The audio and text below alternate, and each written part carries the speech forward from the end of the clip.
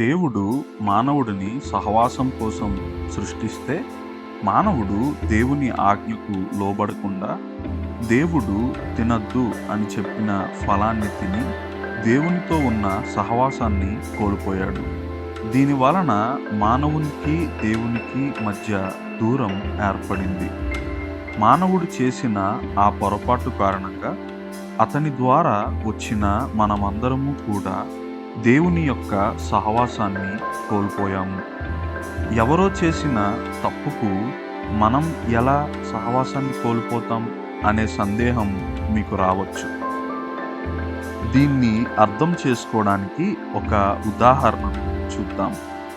ఈ మధ్య ఇరాన్ మీద అమెరికా యుద్ధం అని న్యూస్ ఛానల్స్లో చూస్తున్నాం కదా. అసలు నిజంగానే అమెరికా దేశంలో ఉన్న ప్రజలంతా ఇరాన్ మీద యుద్ధం చేయడానికి వచ్చారా, లేదంటే అమెరికా సైన్యం మాత్రమే యుద్ధం చేయడానికి వచ్చిందా? అమెరికా సైన్యం మాత్రమే యుద్ధానికి వస్తే అమెరికా దేశం అని ఎందుకు అన్నారు?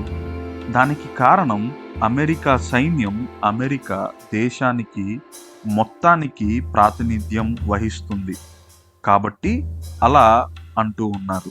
అలాగే మొట్టమొదటి మానవుడు ఈ మానవాళి అంతటికి ప్రతినిధి గనుక అతని అవిధేయత వలన మనమందరము దేవునితో ఉన్న సహవాసాన్ని కోల్పోయాము.